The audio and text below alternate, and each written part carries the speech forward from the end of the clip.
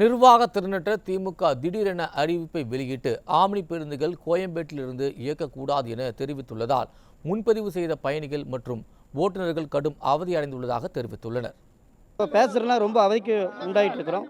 So இதுதான் எங்களுடைய கோரிக்கை. ஸோ போர்டிங்கில் மென்ஷன் பண்ணியிருக்கிறது ஆம்னி பேருந்து நிலையம் தான் போர்டிங்கில் கொடுத்துருக்குறாங்க. ஸோ டிக்கெட்டும் ஆல்ரெடி புக் பண்ணியாச்சு. ஸோ பேசஞ்சர் எல்லாருமே இப்போ ரொம்ப கன்ஃபியூஸாக இருக்கிறோம். பச்சை குழந்தைய வச்சுருக்கோம், நாங்கள் புள்ள குட்டியோட வச்சுருக்கோம். எனக்கு கிளம்பி நான் வாங்க 8 மணிக்கு அங்கே வாங்கினா நான் எப்படி வரது? 3 மணிக்கு தூங்கிட்டு இருக்கேன். இப்போ தான் அனௌன்ஸ் பண்ணாங்க.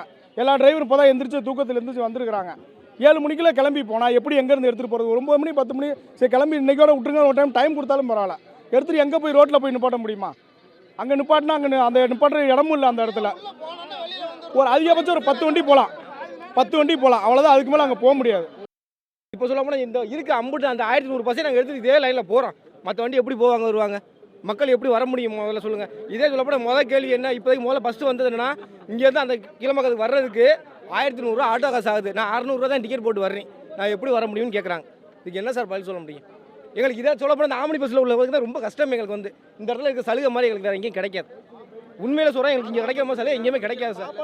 ஏன்னா ஒரு தான் வண்டி நாங்கள் நிப்பாட்டி போட்டு சத்த நேரம் போதும் எங்கள் வண்டி ரோட்டில் நிற்கட்டும், டக்குனு ஒரு ஃபோட்டோ எடுத்து போட்டு அவ்வளோதான் முடிஞ்சு வச்சு. Fine 15,000 fine. என்ன கேஸ் எதுனே தெரியாது. நாங்கள் ஓனர்கிட்ட போய் கையை கட்டிட்டு இப்படி நிற்கணும், அவ்வளோதான் எங்கள் வேலை.